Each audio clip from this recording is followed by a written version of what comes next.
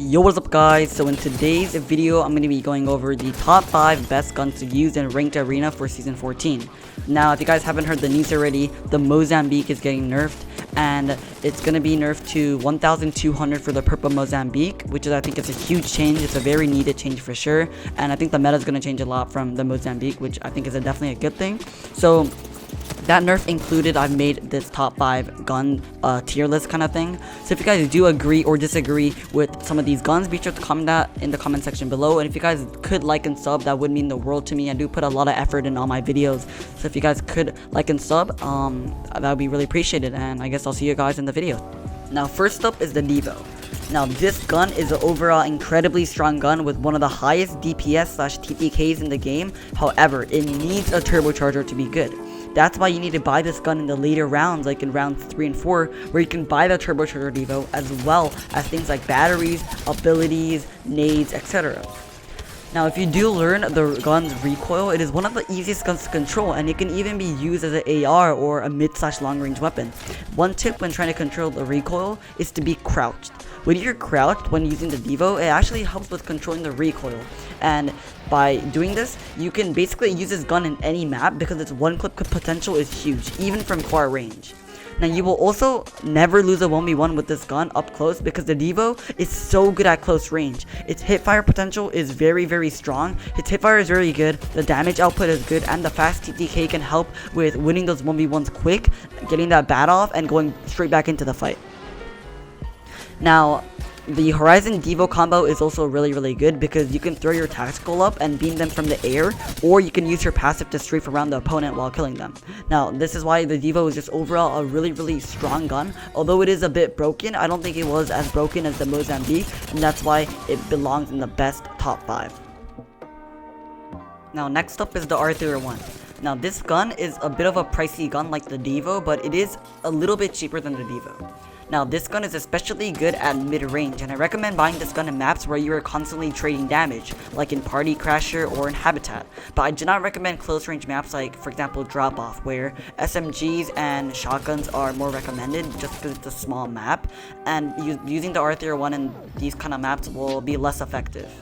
And this gun shines from the 3rd round because it is one of the easiest guns to control. It barely has recoil because the recoil pattern is so easy, even a beginner can control this gun. Now I would recommend people who are new to arenas or new to the game to use the R301 because it is one of the easiest guns to use and one of the strongest guns to use. Now I try to buy the R301 with blue because I can get the bruiser sight on it, so I don't really recommend getting it with the white R301 or get the base R301 because I feel like it's less effective, and there are other guns that shine in those earlier rounds, unlike the R301. And I feel like the R301 is a very it's good, it shines in the late rounds, and I really do recommend getting a RE45 or P2020 with the R301 for extra ammo, because I think that you'll need it, because I usually find myself running out of ammo really quick when using this gun in maps where you're constantly trading damage, as I was talking about, like in Party Crasher, where it's kind of hard to push up because you're gonna get countered for it, and that's why having a lot of ammo on the R3 can definitely be good. Now I usually try to buy this gun with the purple R301 in the later rounds with the 2x4 sight. Now I don't know why, but I feel like the 2x4 sight actually reduces the recoil. So if you don't zoom in with the sight, I think it actually reduces the recoil, and it's way easier to control, and it is incredible. I think it's one of the most balanced guns in the game, if not the most balanced gun in the game for arenas at least, and it is very easy to use, and I feel like a lot of people who are also new to arenas would really be good at using this gun because it's such a good gun in Battle Royale too, and it's overall a very good gun to use, and I do recommend using it. That's why it goes in the top 5. Alright, so next up is the Hemlock. Now this gun is one of the best but also cheapest guns in the game. You can buy from the 1st round and buy cells, which is also a very good strat because applying a lot of pressure and doing a lot of damage in the 1st round is important, and that's exactly what the Hemlock can do. A Hemlock can do 20 damage a shot, and with a burst it can even do up to 60. And in the 1st round, doing a lot of damage is important and burning their opponent's heals, while you can buy cells and have a shield advantage on them, which can also be very clutch. But I do recommend getting this gun from the 2nd and 3rd round because it is when it shines the most. You buy this gun when you can buy the R301 or the Devo, and it's cheaper than 1000 crafting.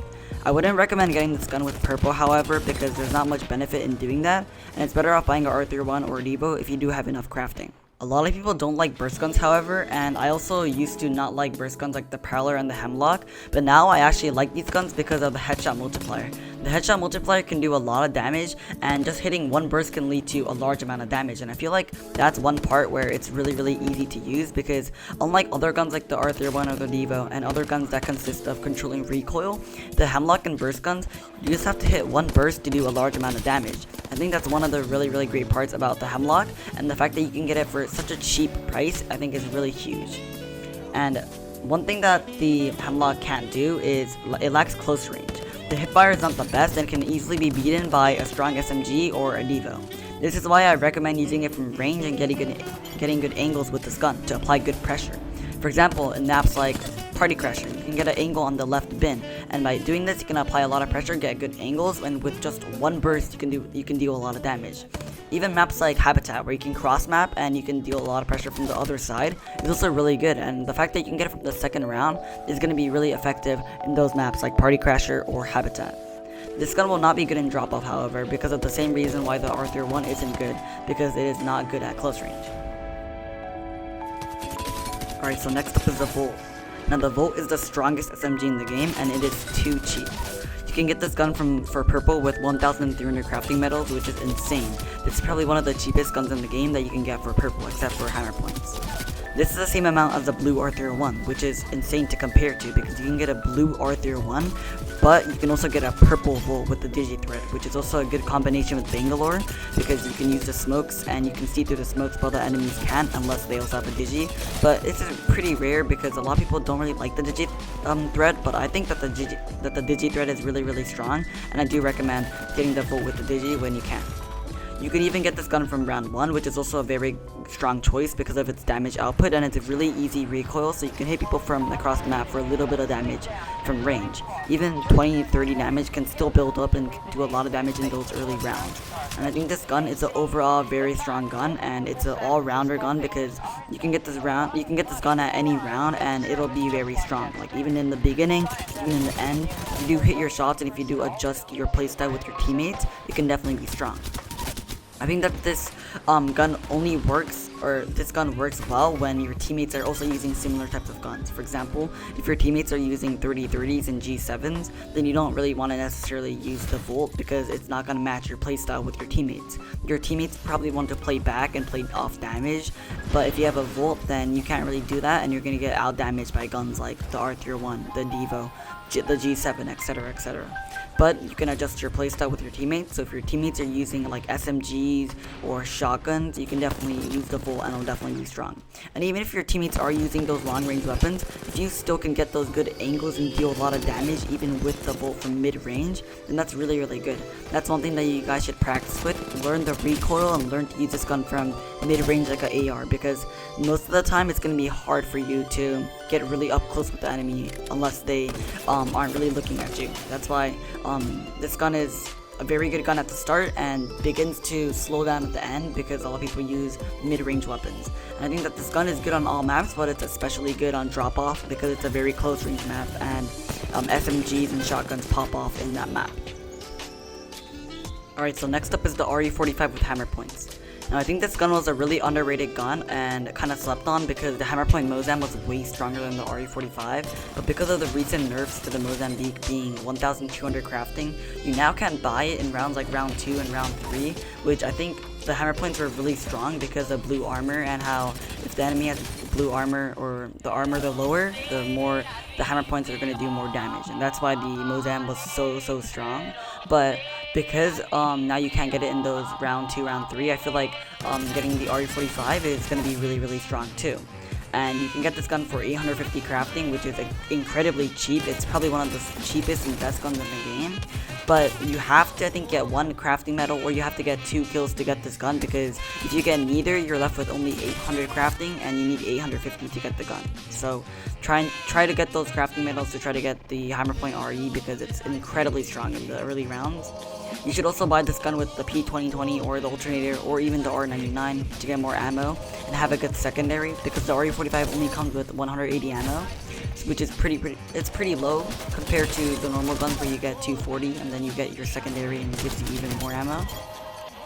Now this gun isn't really good at range either. It has an incredibly weird recoil pattern, and because this gun only is good when you hit them for flesh, it's kind of weak at range too. It just has a low damage output, but if you get close up in their face, it can shred. It does a lot of damage if you can crack them.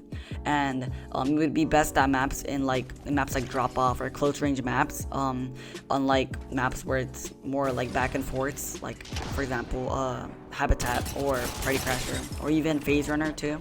Try to play aggressive with this gun too, with Bangalore, because you can run the digi sight and you can outplay your enemies like that. Or even if you can even ape your enemies if you know that they're running mid/long range weapons and they're gonna be weak at close range. And yeah, I think that's why this gun is at in the top 5, just because the hammer points are really strong. And so that's gonna finish off today's video. So if you guys did enjoy this video, be sure to like and sub.